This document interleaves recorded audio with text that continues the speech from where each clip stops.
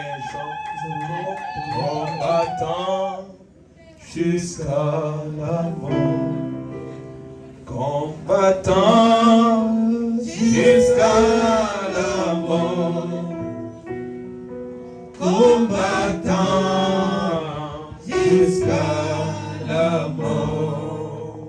Je serai combattant jusqu'à la mort.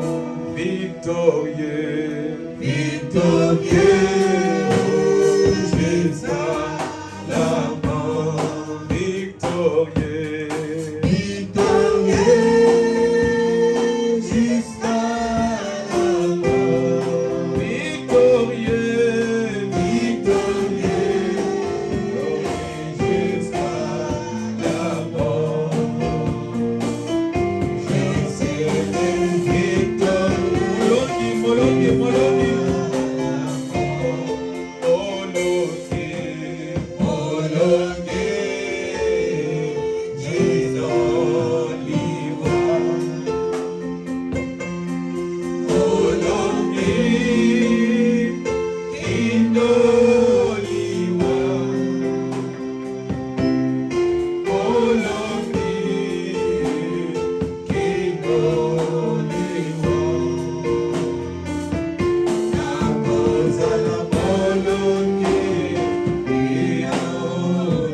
kinoliwa. Que Dieu bénisse tout le monde. Que Dieu bénisse chaque famille. Alors que vous êtes debout, je vais profiter pour lire la parole. Nous allons lire dans Marc 16. Dans Marc 16, le verset 15. La Bible dit ceci. Puis il leur dit, allez par tout le monde et prêchez la bonne nouvelle à toute la création. À celui qui croira et qui sera baptisé sera sauvé. Mais celui qui ne croira pas sera condamné. Voici les miracles qui accompagneront ceux qui auront cru. À mon nom, ils chasseront les démons. Ils parleront de nouvelles langues. Ils saisiront des serpents. S'ils boivent quelques breuvages mortels, ils ne leur feront point de mal. Ils imposeront leurs mains malades et les malades seront guéris. Père céleste, notre Dieu, nous venons de lire ces saintes écritures. Nous davantage. Bénis ce peuple qu'il t'accepte réellement, pour qu'il te croie réellement, et que ta parole soit une véritable sémence. Bénis la présence de tout un chacun, en tout et en toutes choses, dans les noms merveilleux de notre Seigneur Jésus-Christ, le patron de l'humanité, le pou de l'épouse, le prince de paix, le général de l'armée de l'Éternel, le tout-puissant Jésus, l'ami fidèle. Nous nous remettons à toi. Écarte-moi complètement du chemin. Ce peuple n'a pas besoin de me voir. Je suis un homme, beaucoup d'erreurs, beaucoup de difficultés, mais je tiens au fil cramoisi. Garde-moi, Seigneur, et complètement à côté, et que le véritable donateur du temps, l'ami fidèle, les compatissants, les consolateurs, qu'ils viennent sur place et qu'ils ramènent ce peuple dans les lieux très élevés. Je remets ce peuple à toi. Je remets ces instants à ton main. Viens-nous en aide, Seigneur. C'est dans le nom de Jésus, notre Maître, notre Dieu, que nous avons prié, demandé ainsi. Amen. Amen, amen. Est-ce qu'il y a ceux qui sont malades?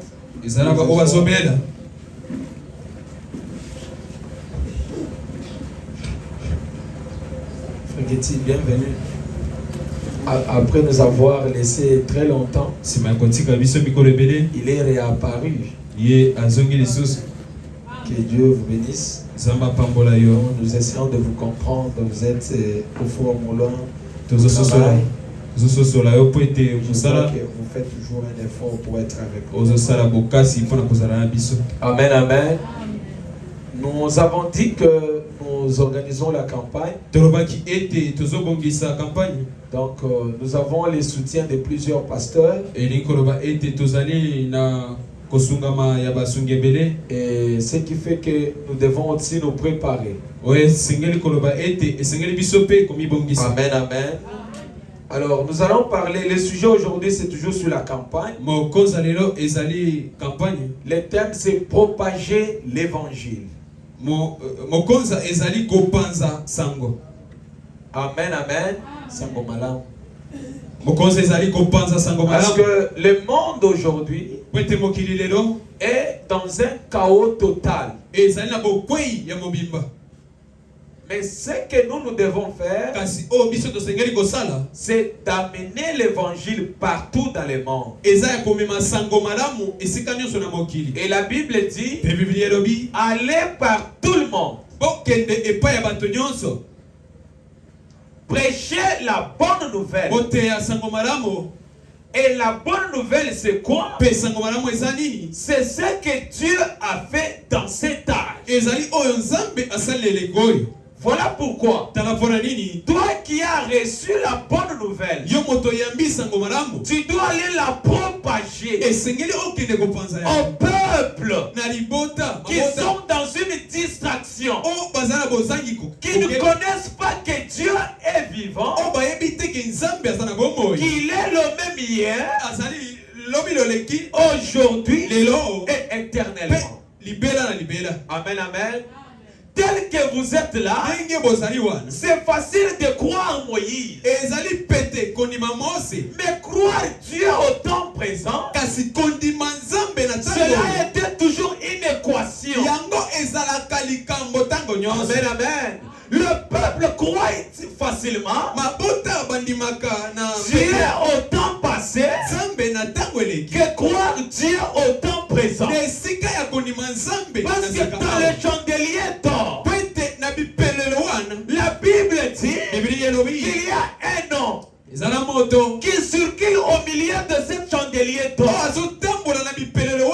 Cet homme-là, c'est le Seigneur Jésus-Christ. Ce qui veut dire qu'il doit être le même hier, aujourd'hui et éternellement. Et le saint prophète dit que le peuple, il croit facilement et Dieu au temps passé, que croit Dieu au temps présent. Est-ce que quelqu'un peut me donner un grand amen? Maintenant toi qui as reçu Dieu au temps présent, la Bible te dit allez par tout le monde, prêchez la bonne nouvelle à celui qui croira sera baptisé, et celui qui ne croira pas sera condamné.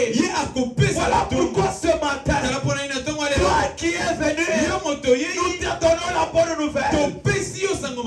Dieu, il est le même hier, aujourd'hui et éternellement. Le même Dieu qui a croisé un homme boiteux, un homme qui ne marchait pas, un homme perculé des pieds, et appelé Pierre.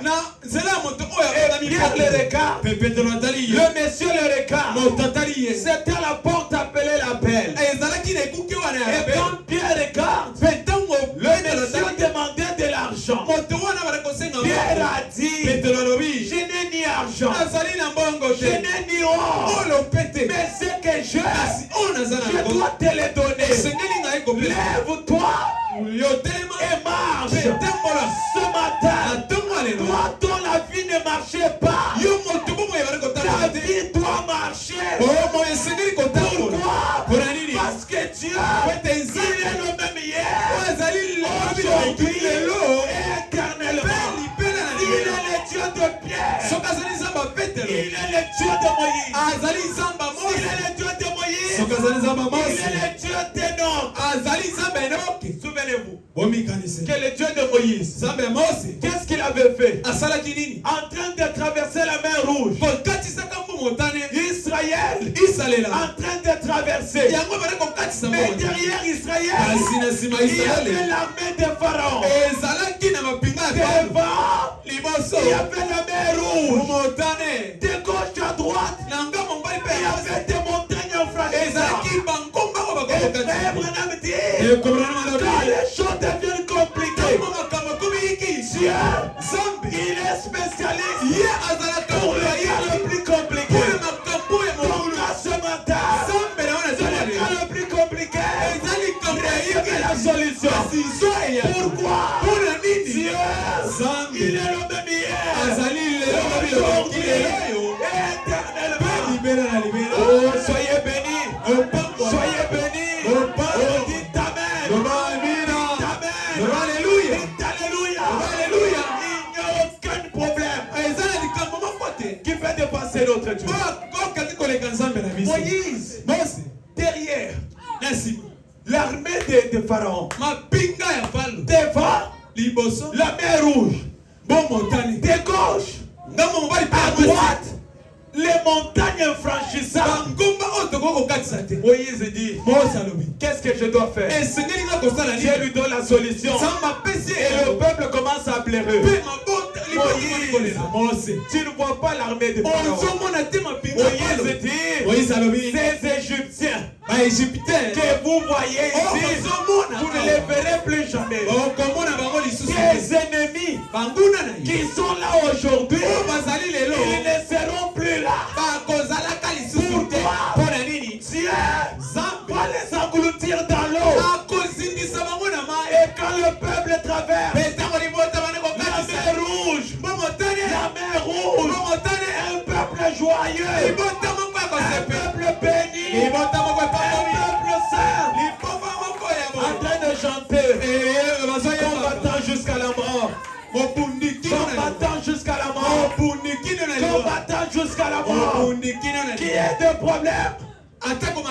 Qui est de difficulté? Qui est de gémissement? Combattant jusqu'à la mort. Quand le problème arrive, je suis combattant. Quand les difficultés arrivent, je suis victorieux. Victorieux jusqu'à la mort. Victorieux jusqu'à la mort. Victorieux jusqu'à la mort. Je serai victorieux jusqu'à la mort. Amen. Tu es victorieux. Même si dans les villages, tous les villages s'est comploté contre toi. Sais-tu, rappelle-toi qu'il y avait un Dieu qui était avec Moïse. Et Moïse avait dit, ces Égyptiens que vous voyez, vous ne les verrez plus jamais. Oh, les sorciers de la famille, ces sorciers-là que vous voyez, vous ne les verrez plus jamais. Oh, je suis malade. Cette maladie-là que vous sentez, vous ne la sentirez plus jamais. Pourquoi? il est le même hier, aujourd'hui, et éternellement. Et quand Dieu te guérit, c'est la bonne nouvelle. Tu commences à marcher. Tu commences à crier. Pourquoi? Parce que Dieu, il est ton guérisseur. Souvenez-vous un jour. Pour chacun doit donner un nom à Dieu. Au commencement, Dieu était El Elohim. Mais en lui, il y avait des attributs. Quand il s'est manifesté chez Abraham, pour voyant le sacrifice, Abraham le regarde. Il dit, il est Jéhovah Jireh. Pourquoi? Parce qu'il a pourvu à mes besoins. Mais toi, il n'est pas seulement Jéhovah Jireh. Il peut être Jéhovah Shammah. Pourquoi? Il peut être un Ebenezer. Il peut être un Ebenezer. Jusqu'ici, tu m'as secouru. Ebenezer veut dire jusqu'ici, tu m'as secouru. 2024 était compliqué. Mais jusqu'ici, tu m'as secouru. Jusqu'ici, tu m'as secouru. J'étais malade. Les autres sont morts. Mais jusqu'ici, tu m'as secouru. Peut-être que tu n'as pas d'enfant. Le même Dieu qui est avec Anna Shilo, il peut être encore ton Dieu. Regardez Abraham. Il a chassé la femme Agar. Et il commence à partir avec son fils Ismaël. Ils arrivent quelque part. Quand ils arrivent à cet endroit-là, Ismaël avait besoin de l'eau. La femme avait besoin de l'eau. Et le saint prophète dit, quand Ismaël a commencé à pleurer, le sang d'Abraham qui était dans le verre d'Ismaël, on commençait à crier au trône de Dieu. Et Dieu a créé de l'eau. Et Agar appelle Dieu. Il dit, tu es la Kaïroï. Ce qui veut dire un Dieu qui a des eaux de vie. Un Dieu qui a le puits des eaux de vie. Toi ce matin, peut-être c'est un Jéhovah Shalom. Un Dieu qui peut te donner la paix. Là où il y avait les tourments. Toi qui as un problème, il peut être un Jéhovah Shalom. Un Jéhovah Shalom. Pour Agar et Ismaël, il n'était pas un Jéhovah Jireh. Il était un Lakaïroï.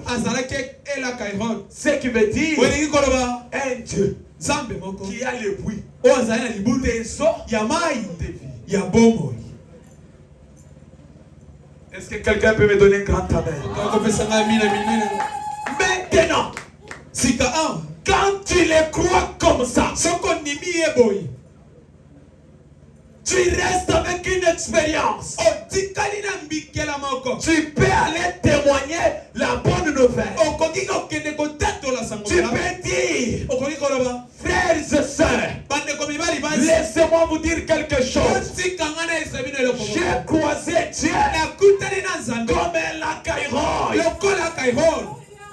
Et tu lui dis, Moïse ne l'a pas croisé comme la Kaïroï. Moïse a vu Dieu dans un buisson ardent. Il lui demande, qui es-tu? Le peuple lui dit, et Dieu lui dit, je suis le Dieu de vos pères. Il dit, dis au peuple que je suis m'a envoyé. Moïse, tu ne pouvais pas enlever cette expérience-là. Voilà pourquoi Moïse est parti en Égypte pour témoigner qu'il y a un Dieu quelque part. Amen, amen. Ce matin, je t'invite à rentrer dans ta vie. S'il y a quelque chose que Dieu a déjà fait, tu buvais de l'alcool, mais tu ne bois plus, tu peux aller témoigner. Pourquoi? Tu vas dire, bien aimé frère, moi j'étais un alcoolique, mais quand je croisais Dieu, il est un Dieu qui peut ôter l'alcoolisme. Chacun a son expérience. C'est quand tu as ton expérience que Dieu, que l'écriture d'Hébreux 13:8 devient réelle. Il est le même hier, aujourd'hui et éternellement. Je t'invite de ne pas être distrait. Si Dieu a déjà fait quelque chose dans ta vie, tu peux aller témoigner. Est-ce que vous êtes prêts pour aller témoigner? Est-ce que vous êtes prêts pour aller témoigner? Dites à quelqu'un, si quelque part tu n'avais pas à manger, Dieu t'a donné à manger, tu peux aller dire à quelqu'un, Seigneur, je sais, Dieu, il nous a dit, il pourvoira à nos pains de vie. Parce que le pain quotidien, nous les trouvons par la grâce. Manger chaque jour, c'est la grâce de Dieu. Pourquoi? Tu peux ne pas avoir l'argent. Dieu pourvoit l'argent. Mais tu peux avoir l'argent. Tu peux avoir à manger. Mais tu n'as pas aussi l'appétit. Manger, c'est la grâce de Dieu. Tu peux aller témoigner. Pour dire à quelqu'un, mes frères et sœurs, je sais que Dieu est vivant. Il est bon. Il est réel. Il connaît ton problème. Ne t'en fais pas. Allons témoigner le bienfait de l'Éternel. Chacun de nous doit témoigner le bienfait de l'Éternel. Combien de temps tu étais malade? Combien de temps tu étais souffrant? Mais combien sont morts? Et toi tu es en vie. C'est la grâce. Tout c'est grâce sur grâce. Hier j'ai passé devant la morgue de Kitambo. J'ai vu une type présidentielle. J'ai entré pour laisser quelqu'un à la morgue. J'ai dit mais lui il a le véhicule. On a même payé le frais de l'hôpital. Mais il est mort. Qu'en est-il de toi et moi? C'est la grâce de Dieu. Et pour cette grâce, tu ne peux pas aller la témoigner. Moi, j'irai témoigner. Toi, tu dois témoigner. Pourquoi? Nous sommes sur la terre pour témoigner de Christ. Témoigner le bienfait de l'Éternel. Témoigner le bienfait de l'Éternel. Tu prends même 2 minutes de commencer seulement à vanter Jésus. Sans Jésus, ma vie n'avait pas de sens. Sans Jésus, ma vie n'aurait pas été considérée. Sans Jésus, je serais ceci, je serais cela. Mais avec Jésus, je suis un peuple privilégié. Parce que quand tu crois en Dieu, tu seras sauvé. Quand tu ne crois pas en lui, tu es condamné. Moi, j'ai cru en Dieu. Je l'ai cru comme Dieu hier. Je l'ai cru comme Dieu aujourd'hui. Je l'ai cru comme Dieu éternellement.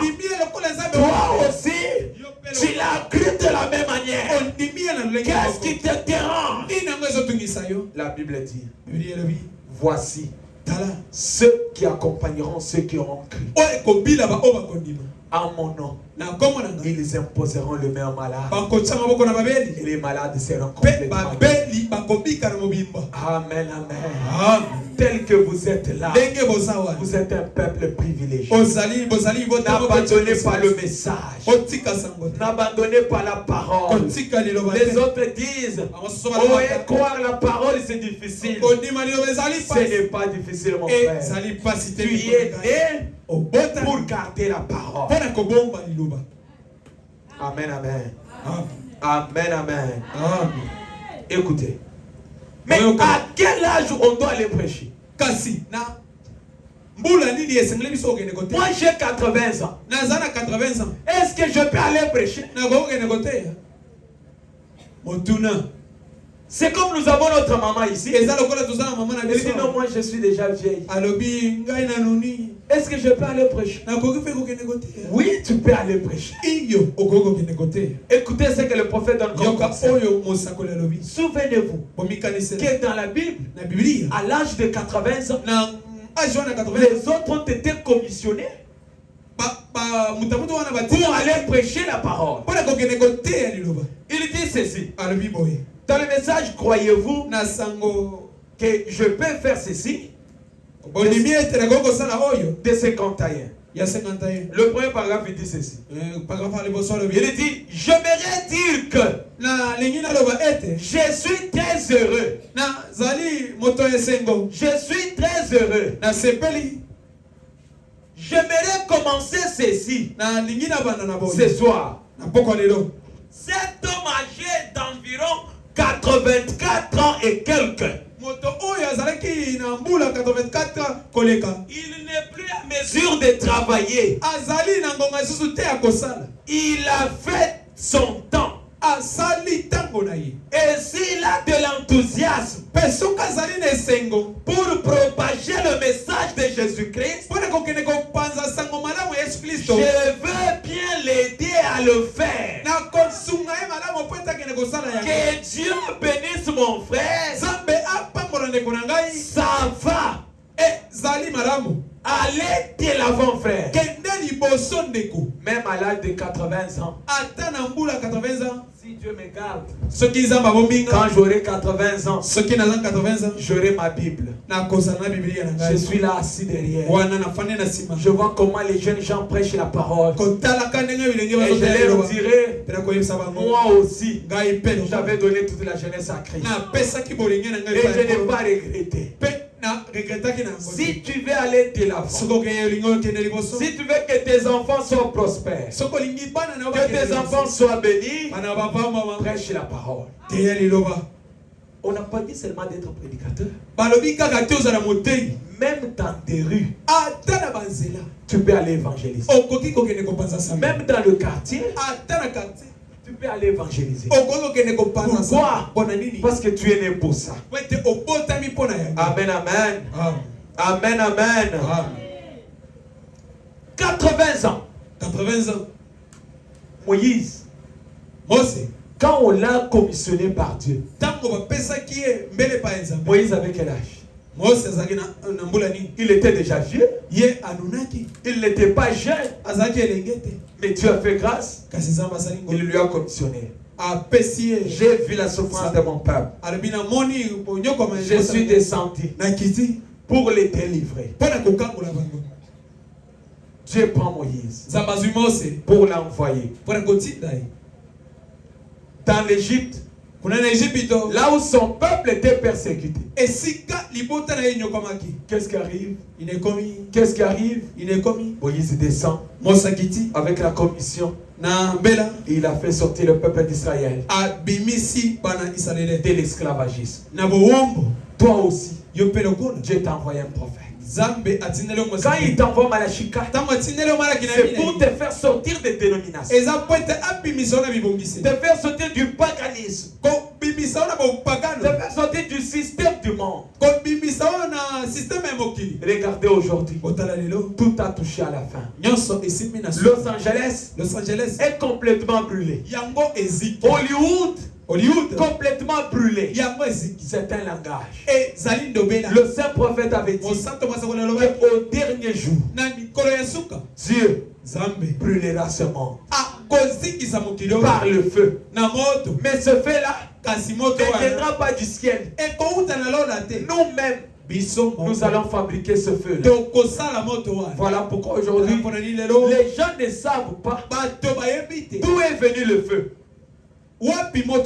Les maisons en or, ceux qui avaient des buildings, c'est parti. Tout a touché à la fin. Amen, amen. Amen, amen. Mon rédempteur est vivant. De 55. Par exemple, comment tu dis ceci? Vous direz alors, frère Branham, pourquoi devrions-nous prêcher l'évangile? C'est notre prochaine aspiration. C'est la chose suivante pour nous. Écoutez la réponse. Après être ressuscité avec lui, qui? Jésus-Christ. Nous avons le grand ordre d'aller dans le monde entier pour apporter cette bonne nouvelle aux autres. Mais toi, tu as goûté que Dieu est bon. Imaginez que toi, tu as compris que Dieu est bon. Tu es avec des militaires. Quelqu'un d'autre te dit Dieu n'existe pas. Toi, tu dois te taire. Tu dois témoigner pour lui dire Dieu est bon. Et ce qu'il a créé est bon. Et ta souffrance, tout concourt au bien de ceux qui aiment Dieu. Terminé. Quand tu commences à témoigner de Christ, le saint prophète dit que Jésus sera avec vous. Regardez ce peuple sur le chemin, en train de parler de Jésus. Vous ne savez pas ce qui s'est passé? Vous ne savez pas ce qui s'était passé? Aujourd'hui à Jérusalem, il y a un garçon qu'on appelait Jésus qui est ressuscité. Alors qu'il parlait de Jésus, Jésus vint. Il fait semblant. De qui parlez-vous? Ces gens-là lui disent, mais toi tu ne sais pas. Tu n'es pas un habitant de Jérusalem. Tu ne sais pas que Jésus, qui se disait Dieu, il est ressuscité. Jésus faisant semblant. Jésus faisant semblant comme voulant partir. Et c'était vers le soir. Il se retrouve avec les disciples. C'est en brisant le pain que le peuple l'ait reconnu.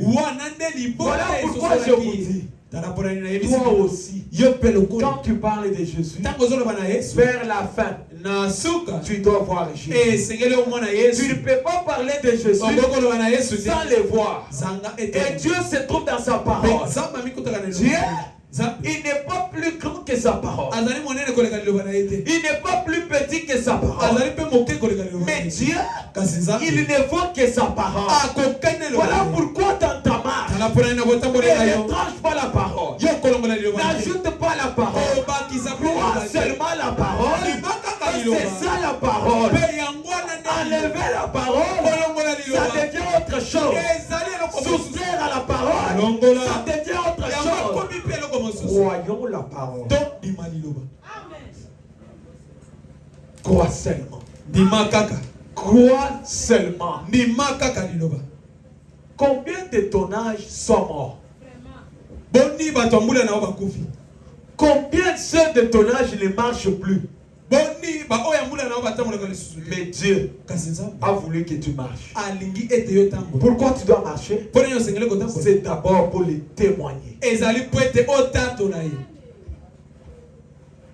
Les esprits séducteurs de 55, 158, il dit ceci. Je me rappelle, nous nous étions environ 500 debout là-bas. 500 de coups. Debout là-bas. Quand j'ai baptisé 120 personnes, à peu près, à cette époque-là de l'année, ici au bord de la rivière, lorsque cette grande étoile du matin,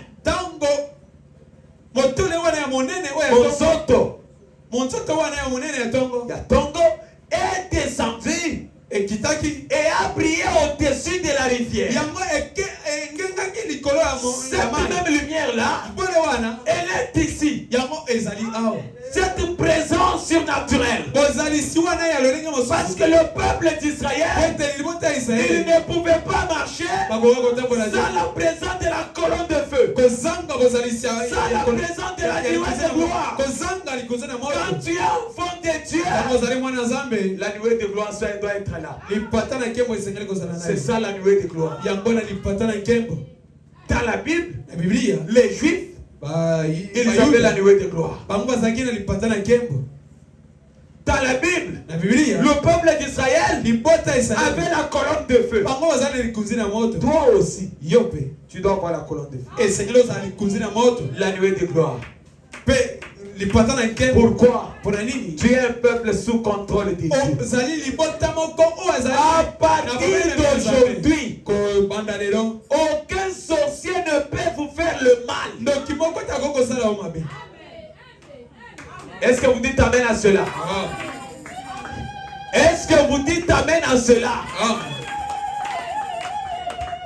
Oh, un féticheur, il veut me faire du mal. À partir d'aujourd'hui, je brise cela. Au nom de Jésus-Christ. Parce qu'on a dit, pour ceux qui auront cru, ils vont chasser les démons. La maladie, c'est un démon. Alors même que nous parlons de Jésus, la maladie doit partir. A brillé au-dessus de la rivière. Alléluia. Il nous voit en est sorti et a dit, un jour, tu répandras l'évangile dans le monde entier. Bien qu'il baptisait 120 personnes, et Dieu lui dit, un jour, tu vas aller évangéliser dans le monde entier. Mais toi, le monde entier, comme tu n'as pas l'argent, tu ne sais pas comment tu organises ta vie. Tu peux te retrouver au Cameroun. Tu peux te retrouver en Angleterre. Tu peux te retrouver aux États-Unis.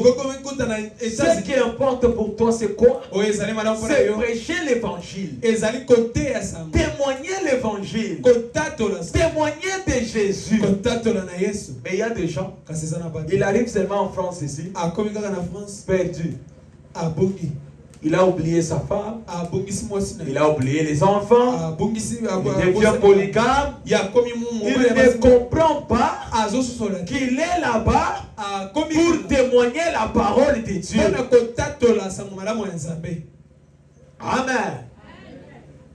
Dieu dit aujourd'hui, bon frère, que tu dois aller en Israël pour aller faire les études. 3 ans de bourse. 3 ans et bourse. Frère Getty arrive là-bas. Il oublie la fiancée. Oh non, tu vois. Bon, j'ai trouvé une blanche ici. Hein. Tu peux te débrouiller. Hein. Ce n'est pas normal.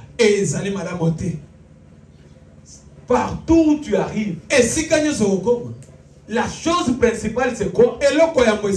Témoigner de Jésus. Dire à quelqu'un que Dieu est bon. Amen, amen. Amen, amen.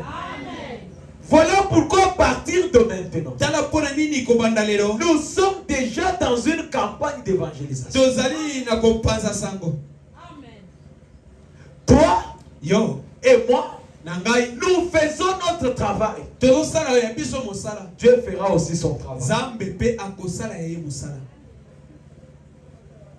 Écoutez, la reine du Midi, de 57, paragraphe 17, 16. Et alors, quand les voyageurs qui entrent dans le pays entendaient ces nouvelles au sujet de ces grands dons de Dieu,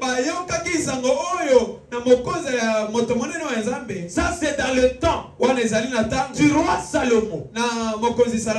Ils allaient le dire aux autres. C'est ainsi que la bonne nouvelle était répandue d'une personne à l'autre. Comment quelqu'un peut croire en Jésus? Pour que moi je croie, on doit te parler. Pour que toi tu crois, on doit te parler. Mais toi on t'a parlé de Jésus. Pourquoi tu ne peux pas aussi parler aux autres? Donc tu es un égoïste.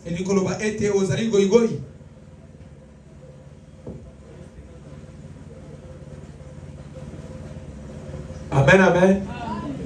Ici, on nous amène les sacs de riz. Ici, dans cette maison pleine. On donne ça gratuitement. Maman Alice vient. Non, par personne, 2 sacs. Par personne, 2 sacs. Ne soyez pas distraits. Par personne, 2 sacs. Regardez ici. Maintenant, quand vous prenez les 2 sacs, quand vous sortez, tu ne vas pas dire au voisin, maman, là c'est où tu es. Et quand dans l'église, on a 2 sacs dans la moto. On fait les. Vas-y là-bas, on donne 2 sacs par personne. Ce n'est pas ça. Mais quand c'est l'évangile, donné gratuitement, la vie éternelle gratuite. Tu ne peux pas aller dire à quelqu'un que la vie éternelle est gratuite. Si seulement nous prenons le foufou, on dit tout le monde doit manger aujourd'hui. Quelqu'un mange 2 boules, il sort. Papa, bien vous faites bondir.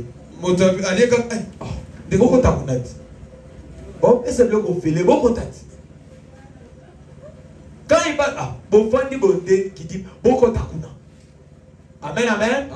Mais quand c'est pour l'évangile, on ne témoigne pas.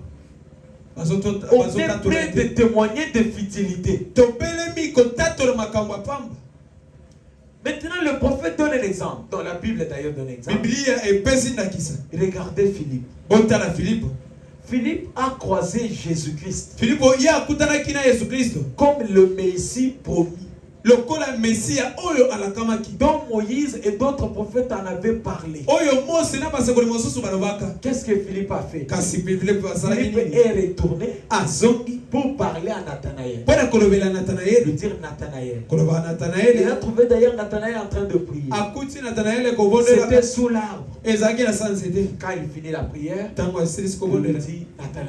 lui dit Nathanaël, je croisais celui dont Moïse et les autres avaient prophétisé. Viens, c'est toi. C'est ce que toi aussi tu dois faire. Pourquoi tu dois le faire? Nous sommes dans une circonstance d'urgence où chacun doit faire diligence d'apporter vite la bonne nouvelle à quelqu'un d'autre pour que cette personne-là parte et reçoive aussi la parole de Dieu. Amen, amen. Amen, amen. Nous sommes déjà à la fin. Je vais donner une dernière citation. Suivez-moi très bien. Nous aurons beaucoup de temps dans la prière. Nous allons prier pour la campagne, pour que Dieu fasse quelque chose. Amen, amen. La dernière citation. Je suis dans la prédication dédicace de 62, 11 novembre 62, paragraphe 7. Il dit, je suis moi-même originaire du Kentucky. Je viens d'une petite ville appelée Borkesville. Non loin d'ici. Sur cette route. Et je me demande à vous qui habitez les alentours. En tant qu'originaire de Kentucky, demandant à un autre originaire du Kentucky de venir écouter cet homme. Écoutez les conseils du prophète. Il dit sortez. Sortez. Vous êtes là? Il dit sortez. Et allez parmi les gens. Ici. Et répandez la bonne nouvelle partout. Et répandez la bonne nouvelle partout. Il dit, et venez. Amenez les gens ici s'il le faut. Vous aussi, vous devez amener les gens ici. La Bible dit, obligez-les. Contraignez-les à entrer. Descendez dans les rues et les longs des rues. Voilà pourquoi les jours de la campagne, nous allons descendre dans des rues. Ne dormez pas sur vous. On ne dort pas à l'église. Amen, amen. Quand vous dormez là, quelque chose d'essentiel vous passe. Le Philistin sont sur vous. Comme l'époque de Salomon. Si seulement nous sortons ici, on cause d'autres choses, même la politique. Quelqu'un va dormir difficilement. Mais quand on parle de Jésus, il ne sait même pas de quoi il est. Amen. Descendez dans les rues. Contraignez-le. C'est-à-dire, forcez-les de venir. Le jour de la campagne, tu dois forcer quelqu'un. Oh non, j'ai faim. Non, non. Tu vas manger.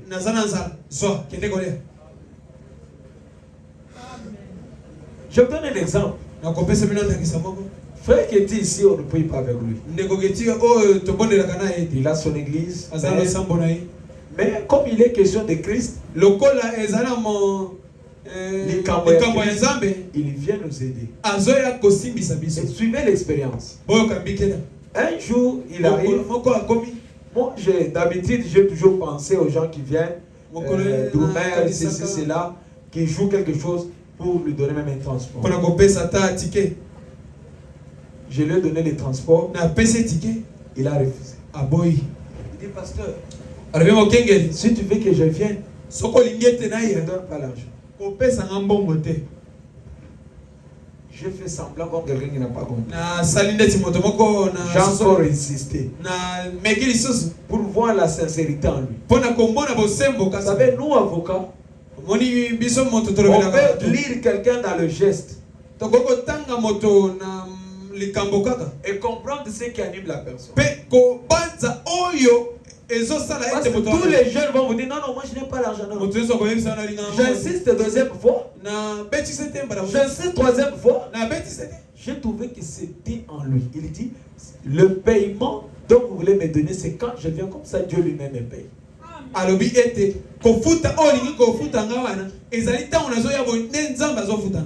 remarquez, les soi-disant les vôtres là, frère,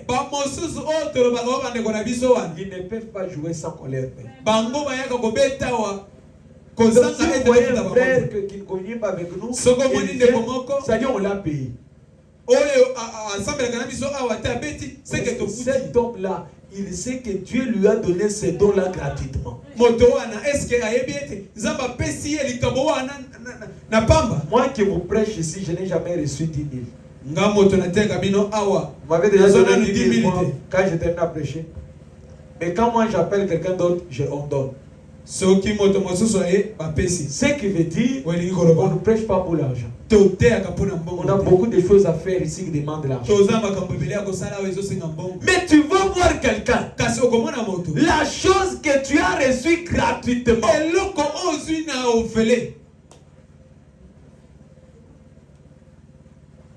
tu veux qu'on te paye. Et observer leur vie. Ils ne changent pas. Avant que je devienne pasteur, j'avais l'habitude de faire le bis. Je donne la technique pour évangéliser. J'évangélise. J'avais parlé sur votre vie est-elle digne de l'évangile. C'était fort. Les chauffeurs qui conduisaient le véhicule. On arrive au niveau de la gare centrale. Je dis papa, paie ça un numéro. Donne-moi les numéros. Tout ce que tu as parlé ici, c'est ma vie. Il paraît qu'il sortait, il faisait des choses comme quelqu'un qui sortait avec un animal, des choses compliquées. Alors, une maman, aussi quand je parlais, elle a compris que c'était une prophétie dans la vie de ses enfants. Alors tout le monde s'attendait qu'après avoir prêché, je vais demander l'offrande comme les autres font pour l'orphelinat et les autres. J'avais déjà payé mon ticket. Après la maman me dit, papa, soit à $25. Oh non, sur le bioana. C'est le prophétie pour mes enfants. Alors tu peux prier pour eux. J'ai dit non. J'ai reçu gratuitement. Je vais donner gratuitement. Garde les $25. Et moi je vais seulement prier pour les gens. Ne sois pas cupide d'argent. Si c'était pour l'argent, cette église ici, nous ne faisons que dépenser et dépenser. Quand tu vois un pasteur qui commence l'église pour gagner de l'argent, alors il n'a jamais été appelé. L'église peut payer plus tard. Ce n'est pas maintenant. Auparavant même on partait très loin. On pouvait payer les transports par semaine à environ $50. Mais qu'est-ce qu'on gagnait? On arrivait toujours à l'heure. Le problème c'est quoi? Les gens manquent de quoi faire et ils commencent à prêcher l'évangile pour gagner de l'argent. Quand tu gagnes de l'argent comme ça, c'est difficile que tu gagnes réellement. Dieu c'est un bon payeur. La Bible dit il les rémunère toujours. Il est le rémunérateur de ceux qui les cherchent. Comme nous les cherchons là, il va nous payer. Et le bon paiement, c'est la vie éternelle, le royaume des cieux. Et ce qui reste, il va nous donner par-dessus. Tel que tu es là, ne sois pas cupide d'argent. Cherche aussi à dépenser pour quelqu'un. Tu évangélises. Tu ne peux pas quand même venir à l'église. Je peux venir, mais je n'ai pas les transports. Non, moi je vais payer les transports. Oh non, mais je peux venir, mais la chemise est sale. J'ai même 1000 francs pour les savants. Même s'il faut l'acheter, les babouches, acheter. Dieu, il va regarder dans ton compte bancaire qui est au ciel. Il va mettre quelque chose. C'est ça la chose que nous devons avoir. Mais aujourd'hui, et le pasteur, quelqu'un ne peut pas prêcher quelque part sans qu'il demande lui-même. Venez avec l'offrande. Venez avec ceci. Il devient sérieux. C'est comme si, en prêchant dans le bus, si on ne donne pas l'offrande, il n'a pas prêché. Non, mon cher pasteur, tu as manqué le travail. Tu es allé seulement demander l'argent. Un pasteur doit travailler jusqu'à ce que son église le prenne en charge. Branham a travaillé. Jésus a travaillé. Il était charpentier. Avant qu'il ne commence à faire l'œuvre de Dieu à l'âge de 30 ans. Mais Jésus était charpentier. Mais aujourd'hui, à l'église, il n'y a plus la vision d'amener les gens à prêcher l'évangile gratuitement. Des fois, tu dois prêcher, tu quittes là-bas, même pas sans fond. On te dit, pasteur, shalom, j'ai tenté de prêcher à Sangamamba. J'ai baptisé 18 personnes. Un enfant était déjà mort. J'ai prié. L'enfant est revenu à la vie. Et à la fin, j'ai pris 12 500 que j'avais. J'ai laissé au pasteur.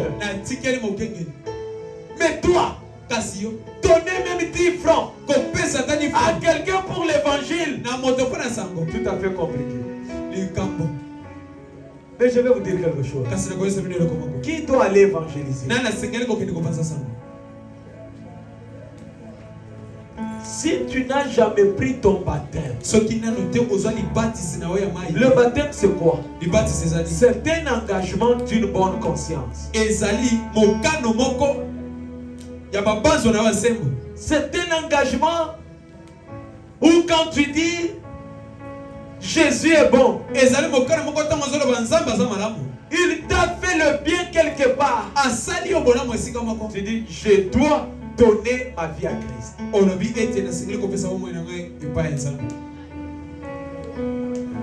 Toi qui n'as jamais pris ton baptême, tu attends quoi? Parce que si tu n'as pas pris le baptême, ces jours-là tu seras en enfer. Tu seras condamné. Croyez en Jésus-Christ. Prenez votre baptême d'eau. Je suis prêt de vous baptiser dans l'eau. De proclamer une parole de bénédiction sur ta vie. Et quand tu seras baptisé, la maladie doit partir. La pauvreté doit partir. Les complications doivent partir. Pourquoi? Parce que tu as cru en Jésus-Christ. Nos têtes inclinées. Fermons les yeux. Je vais poser une question. Je vais poser une question. As-tu déjà pris ton baptême d'eau? Et si d'accepter Jésus-Christ comme ton Seigneur, comme ton Dieu. Si tu n'as jamais pris ton baptême, n'accepte pas d'être condamné. Parce que l'enfer existe. Le ciel aussi existe. Mon frère, ma soeur, alors que le volume est augmenté du piano, nos têtes inclinées, je vous demande, si tu n'as jamais pris ton baptême d'eau, lève la main là où tu es.